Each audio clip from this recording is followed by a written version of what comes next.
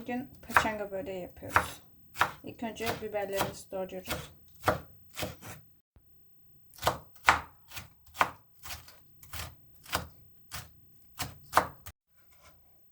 Sucuklarımızı da küp küp doğruyoruz arkadaşlar. Küçük olmasına dikkat edin. Biberlerimizi ilk önce yağda kavuracağız.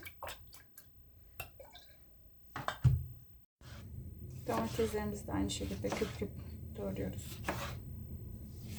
Biberlerimiz kavrulduktan sonra sucuklarımızı ekliyoruz. Onlar da kavrulacak biraz. Sonra domates ekleyeceğiz. Kaşar rendeliyoruz arkadaşlar. Normalde pastırmayla oluyor ama biz sucukla yapacağız. Sucuklar da piştikten sonra domatesi koyuyoruz. Domates erinceye kadar kavrulacak. Sonra altını kapatacağız.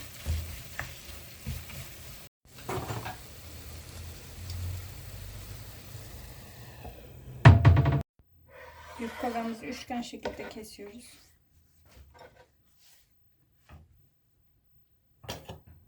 Yufkamızın arasına biraz harç, biraz kaşar koyup sarıyoruz.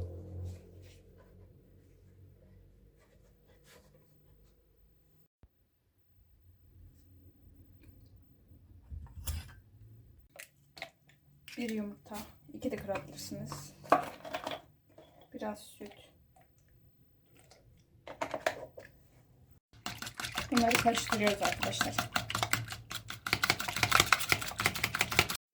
İlk önce harcımızın içerisine, sonra galeta unumuza, daha sonra da yağ ya da fırın arkadaşlar.